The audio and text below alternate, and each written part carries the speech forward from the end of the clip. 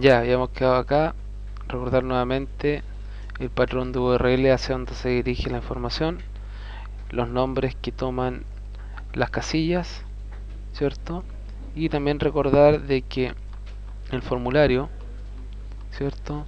Dice que la información va a viajar hacia un servlet que se llama agregar usuario servlet dentro de un package llamado controller con .bd.controller, ¿ok? Y ese patrón, o sea, ese servlet puntualmente tiene un patrón de URL que es el agregar underline usuario.do, que es el que se señaló en el método, en el action del formulario. Entonces nos vamos a posicionar en source package, nuevo servlet, ¿cierto? Se llama agregar usuario servlet, lo ubicamos dentro de com.bd.controller, ok, pinchamos siguiente y el patrón de URL es slash agregar usuario.do, pincho el botón terminar. Acá es necesario importar varias clases producto del objetivo que se estaba persiguiendo acá, que era validar. Para ello vamos a importar desde java.util.list, ¿cierto? También vamos a importar desde java.util.arraylist, ¿cierto? Vamos a importar de el package com, ¿cierto? .bd.model. Vamos a importar la conexión, ya que queremos almacenar. También vamos a importar desde com.bd.model la clase usuario. También necesitamos importar desde javax.servlet.requestDispatch para poder redireccionar. Y también vamos a importar de java.sql SQL exception, ya que vamos a almacenar y podemos caer en errores. Puntualmente, cuando dijimos acá en el formulario que la información iba a viajar mediante el método post hacia esta ubicación, hacia esta página, y acá estamos importando, puntualmente nos vamos a ir a trabajar a un método que está oculto llamado doPost, el cual recibe las peticiones hechas, ¿cierto? El cual por programación lo que está haciendo es ir al método que está en esta misma clase llamado processRequest, lo cual voy a borrar. Me voy a ubicar acá y voy a declarar variables como por ejemplo log, pass, num y ap para recibir los datos provenientes de las casillas. Para recibir los datos yo digo en la variable log, ¿cierto? Voy a almacenar el dato que viene viajando. Para ello digo request.getParameter y se llama txtlog. Así se llama la casilla. Ahora, generalmente una persona podría escribir bastante texto, pero inclusive también podría escribir y dejar la casilla con puro espacio. Por lo tanto, a eso que logro rescatar, a ese texto, le voy a aplicar un .trim, ¿cierto? En minúscula, para solamente quedarme con las palabras escritas. Voy a hacer lo mismo con la variable pass, ¿cierto? Request.getParameter y la casilla se llama txtpass. A ello también le voy a aplicar un .trim. También voy a hacer lo mismo con lo que es el nombre y con el apellido. Ya empecé a flojear, pero no tengo mucho tiempo. txtnom, txtpass, o sea, txtnom, txtap. ¿Ok? Entonces ahora mi pregunta es validar qué requiero de estas validaciones, qué requiero puntualmente. Si analizo el script de la base de datos, ocurre que me interesaría la longitud de estas cadenas, o sea, que se haya escrito algo y que no superen el máximo planteado en la base de datos para que no exista desbordamiento. Entonces, la manera de validar, ya que no hay valores numéricos, no voy a aplicar estructuras de try catch. Voy a decir si el login, o más bien si el largo del login es igual a 0, o sea, si no se escribió nada, o si el largo del login supera los 12 caracteres, que era lo señalado en la base de datos, ¿cierto? Vamos a añadirle a una lista un error. pero como yo he olvidado, ¿cierto? Es necesario crear una lista, vamos a decir del tipo list, le vamos a llamar errores, que equivale a un new array list. Ahí estamos. Por lo tanto, a esta lista de errores le vamos a añadir un mensaje que va a decir debe hacer un ingreso de un login, perdón, correctamente. Ok, y aquí vamos a decir entre 1 y vamos a ver, no sé si me siguen. Aquí uno está validando si ha escrito algo y que ese algo no supere los 12 caracteres, pero si quisiéramos restringir que fuese un mínimo de caracteres, podríamos decir si, como por ejemplo, si es menor a 4, si es menor a 4 caracteres hay un error, o si supera los 12. Entonces vamos a decir que lo correcto sería entre 4 y 12 caracteres. ¿Okay? Algo similar vamos a aplicar con la password, ¿cierto? Además del nombre y además de el apellido. Ahora voy a aflojar un poco, voy a aplicar características similares para la paz, ¿cierto? También si supera 4, pero en este caso, como el script de la base de datos dice que la password puede ser de un tamaño 20, lo voy a plantear así: debe hacer ingreso de la password, ok, correctamente entre 4 y 20, ¿cierto? 20 caracteres, a eso se refiere, ¿ya? Bueno, el resto son todas iguales, así que debe ser copiado esta mejor. Qué flojo dicen ustedes, pero es que no tengo mucho tiempo de estar en estas cosas. Tengo la password, el nombre, ¿cierto?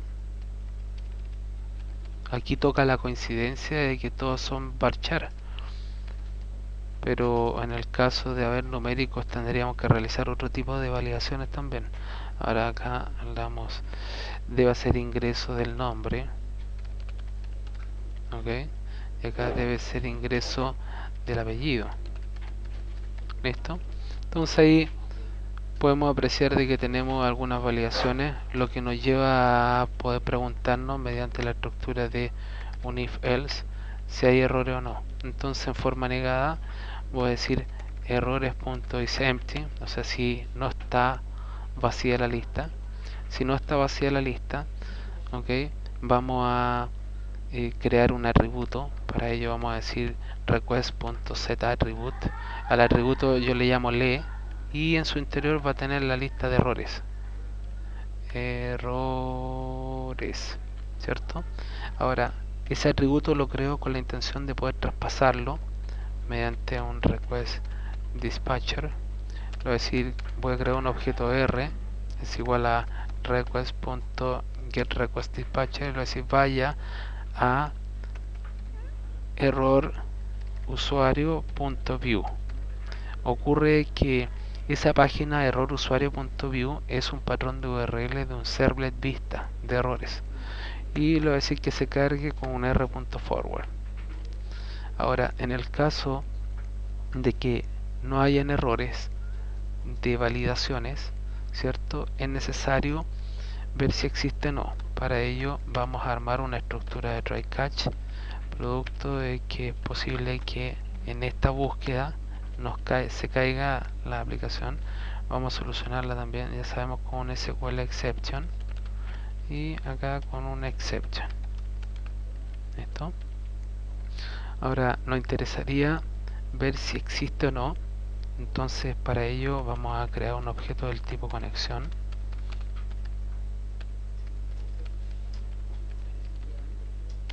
Okay. Este objeto del tipo conexión, ¿cierto?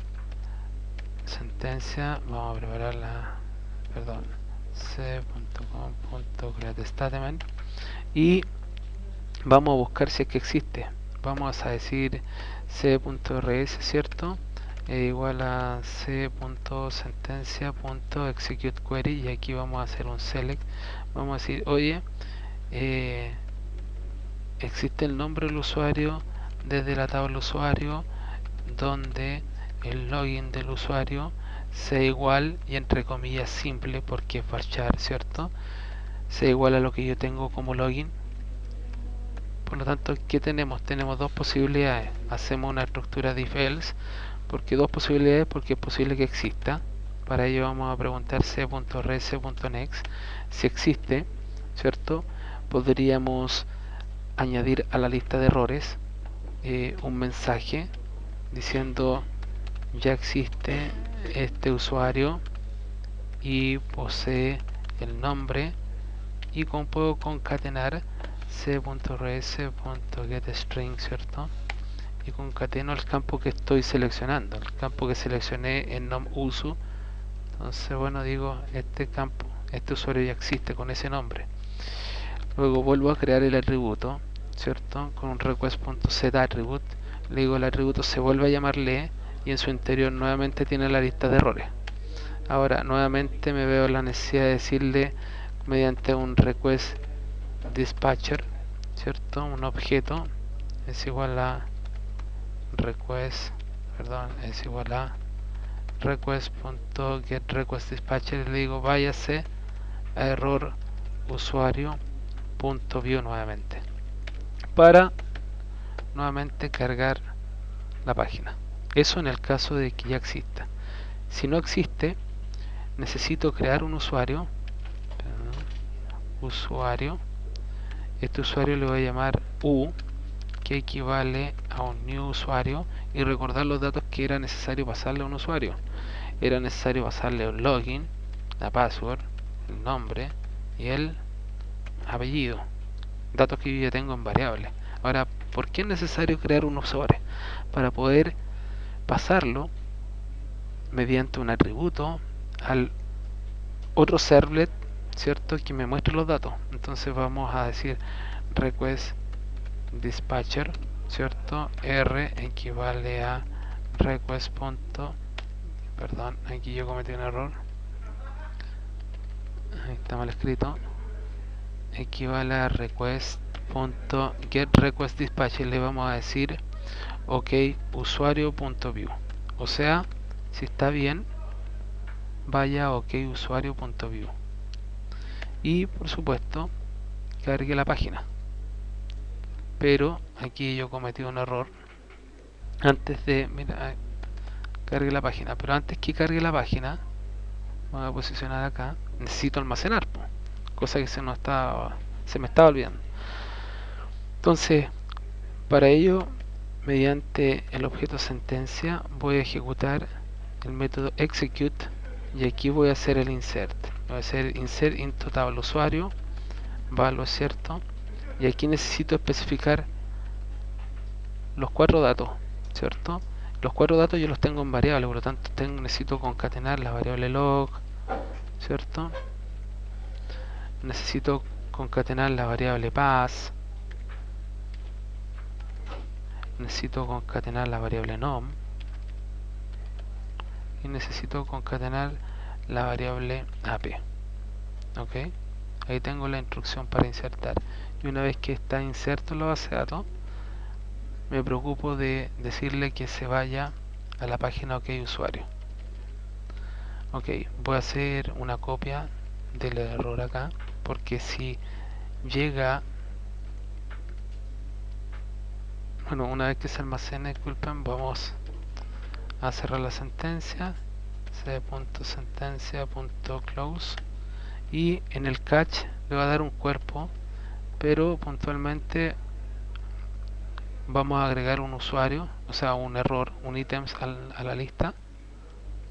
Ahí sí, vamos a decir error en la sentencia SQL al momento de insertar, ¿ya? Y también vamos a ocupar, pero aquí vamos a decir error en la sentencia SQL, ¿no? Básicamente porque si se llega a caer ya sea en el select o en el insert, ¿cierto? Caería probablemente acá. Ahora si no cae acá en este catch, vamos a provocar que se ejecute el catch exception, ¿cierto? Vuelvo a crear el atributo y le vuelvo a decir que se vaya hacia el servlet error usuario.view. ¿Estamos? Ok, guardo. Para dar término a esto, voy a detener el video y voy a crear lo que vendrían siendo las dos vistas faltantes. Me refiero a OK usuario y error usuario servlet. Ok, con eso vamos a finalizar.